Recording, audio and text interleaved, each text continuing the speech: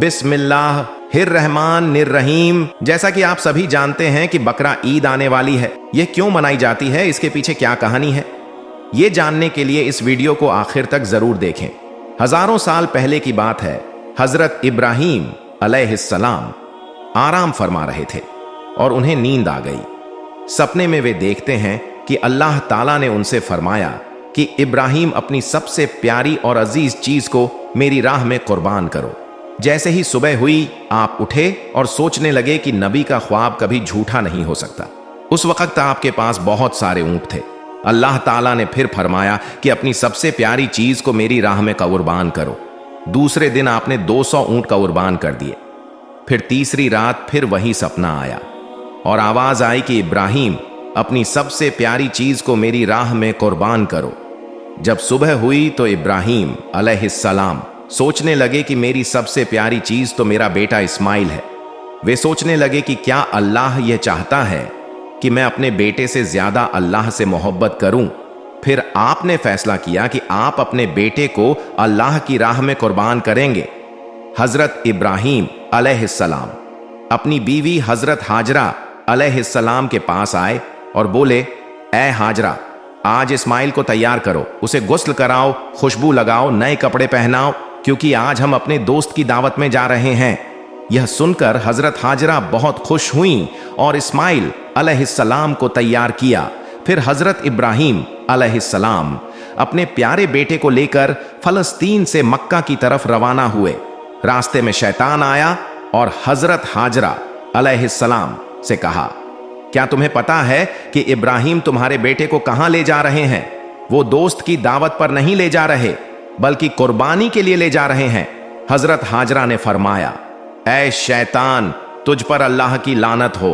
अगर यह हमारे रब का हुक्म है तो हम एक इस्माइल नहीं बल्कि हजारों इस्माइल भी अल्लाह की राह में कुर्बान कर देंगे। फिर कुछ लोग इस्माइल अलैहिस्सलाम के पास आए और कहा, तुम्हें पता है कि तुम्हारे अब्बा तुम्हें अल्लाह की राह में कुर्बान करने ले जा रहे हैं। इस पर इस्माइल अलैहिस्सलाम ने कहा, अगर मेरे अब्बा मुझे अल्लाह की राह में कुर्बान कर रहे हैं तो इससे बढ़कर मेरे लिए क्या हो सकता है। फिर शैतान खुद हजरत इब्राहीम अलैहिस्सलाम के पास आया और कहा, क्या तुम अपने जिगर के टुकड़े को कुर्बान करोगे? क्या पता तुम्हारी कुर्बानी कबूल हो या ना हो। तब हजरत इब्राहीम ने पत्थर उठाकर शैतान को मारा और उसे भगा दिया। कहा जाता है कि आज भी हज के दौरान मक्का में शैतान को पत्थर मारे जाते हैं। फिर इब्राहीम अलैहिस्सलाम अपने बेटे से बोले, बेटा, क्या तुम्हें पता है कि हम तुम्हें अल्लाह की राह में कुर्बान करने ले जा रहे हैं? हजरत इस्माइल अलैहिस्सलाम ने फरमाया, अब्बा जान, मेरी आपसे एक गुजारिश है, जब आप मुझे ज़बह करें तो मेरी आंखों पर पट्टी बांध लीजिए ताकि आप मुझे देखकर रहम न खाएं। मेरे हाथ पांव भी बांध दीजिए। फिर हजरत इब्राहीम अलैहिस्सलाम ने इस्माइल अलैहिस्सलाम के हाथ पांव बांधे और अपनी आंखों पर पट्टी बांध ली। आपने चाकू उठाया और अल्लाह से दुआ की, या अल्लाह, अगर तू मुझसे एक इस्माइल भी कुर्बान करने को कहे तो मैं तेरे हुक्म को मानूंगा। जब इब्राहीम अलैहिस्सलाम ने चाकू चलाया तभी अल्लाह ताला ने फरिश्ते को भेजा और कहा, जन्नत से एक जानवर ले आओ और इस्माइल की जगह रख दो। जब आपने आंखों से पट्टी हटाई तो देखा कि इस्माइल सही सलामत है और उनकी जगह एक दुम्बा कुर्बान हो चुका है। हजरत इब्राहीम अलैहिस्सलाम ने अल्लाह का शुक्र अदा किया।